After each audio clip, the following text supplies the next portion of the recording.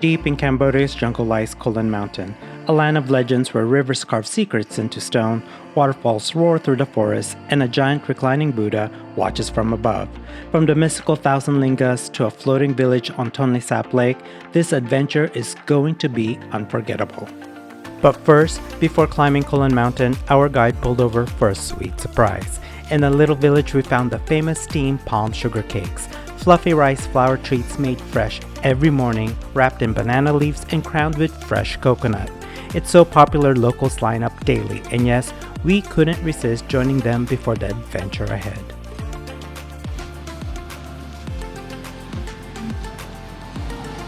It's good.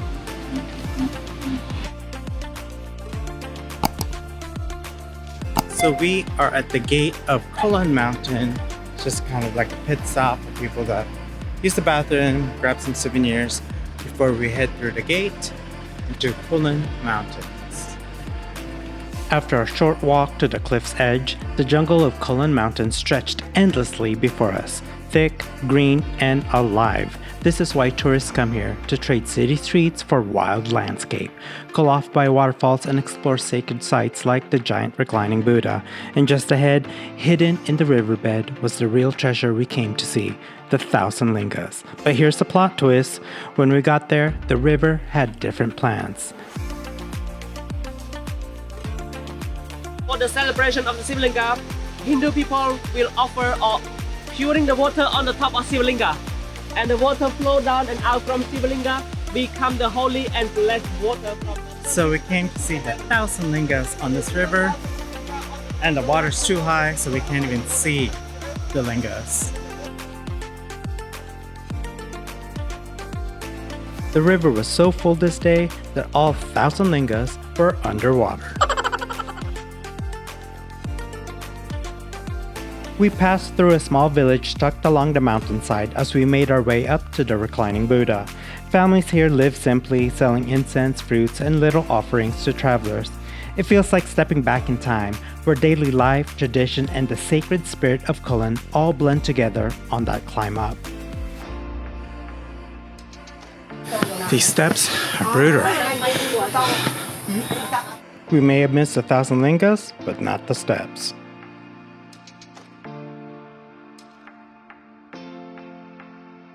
So we're climbing the Buddha statue, or we're climbing to go see the Buddha statue. We had to take our shoes and socks off, getting some Cambodian athlete's feet. At the top of Kulen Mountain lies one of Cambodia's most sacred treasures, the reclining Buddha. Carved into sandstone, this 26-foot figure represents Buddha entering nirvana. For centuries, pilgrims have come to pray and leave offerings, believing the site carries blessings. Today, it draws visitors for both its spiritual power and the awe of standing before something very timeless. So that is where the resting Buddha is.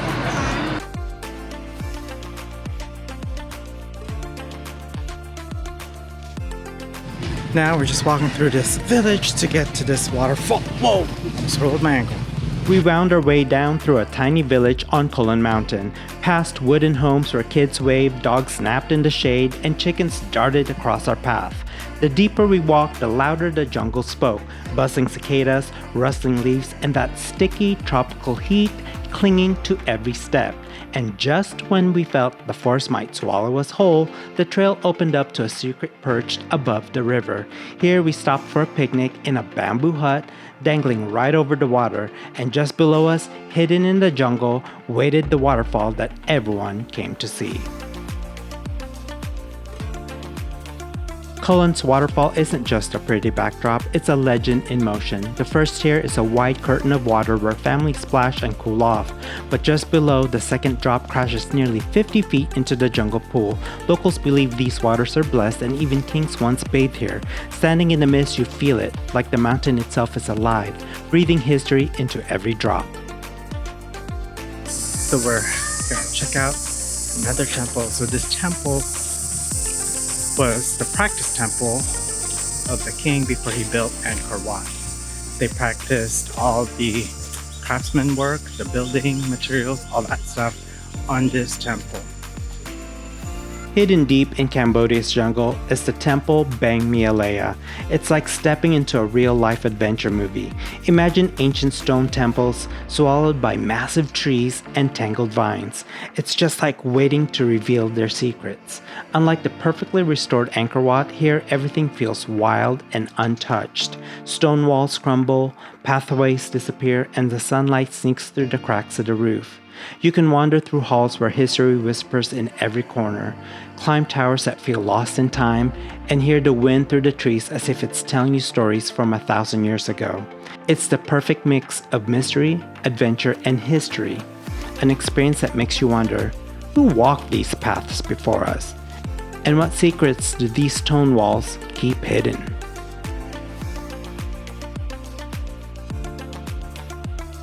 We arrived at Tonle Sap Lake during the dry season when the floating village isn't really floating at all. Instead, homes rise high on wooden stilts, almost like a forest of houses above the dusty ground. It felt surreal walking through a community built to rise and fall with the lake, knowing that just in a few months, all of this would be underwater again. This is low season, so there's no water. These houses are normally floating, and the road we're on is usually underwater. We walked down to the river where life along Tonle Sap really came alive. On the way, we passed local kids playing their own version of volleyball called Lake Ball. We climbed aboard a long wooden motorboat, its engine roaring as we pulled away from the stilt houses. The further we drifted, the quieter the village became, replaced by fishermen balancing on narrow boats, tossing their nets with practiced rhythm.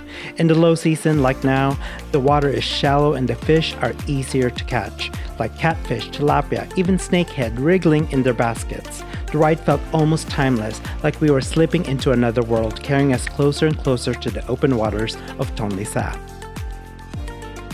Our little wooden boat chugged away from the village and into the wide open Tonle Sap Lake. The water wasn't clear or blue, it was murky and brown, like it was hiding secrets underneath the surface. Everywhere you looked, it just kept going like the lake never ended.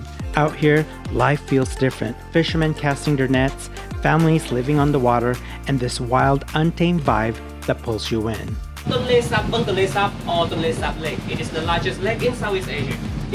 We stopped for a quick break on this giant floating barge, kinda like a rest stop on water, but with souvenirs. After a stretch and a look around, it hit us. This wasn't just any lake. Tonle Sap is the beating heart of Cambodia, changing size every season and shaping how thousands of families live out their lives out here in the water. As we floated past the fishermen, the sky was heavy and gray, like it might start raining any minute. They were busy tossing nets into the murky water, moving with focus and skill. Life here is tough, but people here just keep going. Some of them started farming eels just to make it work. Watching them, you can't help feel but inspired. Out here, everyone lives with the lake, moves with the lake, and somehow makes it their own. As our day in Kulen Mountain wrapped up, the jungle felt like it was taking a big, quiet breath with us.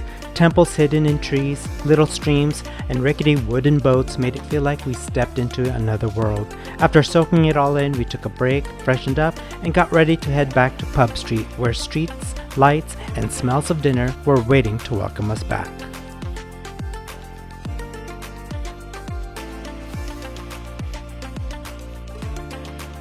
Okay, so we are at the Riverside Night Market. Gonna try some street food and some souvenir shopping.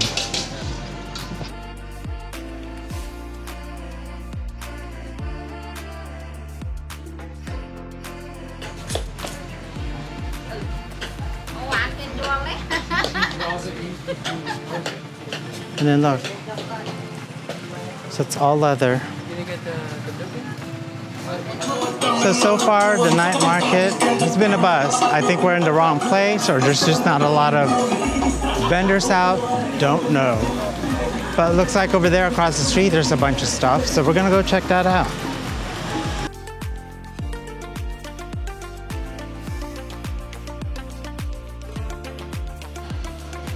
So we've stumbled upon an alley that's got all these little cool shops.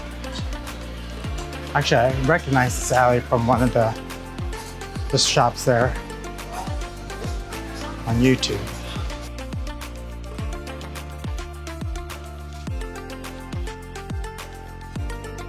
So we are at Pub Street having dinner at, what is this place called? The Station B Pub. Well, it's our last night. We did some shopping, had some dinner, some drinks. Now we're gonna head back to the hotel, pick up our laundry, and then head back to the hotel, chill at the bar. All right, we just picked up our laundry. Look at that, folded, packaged, really nice, for $3.50. Wow.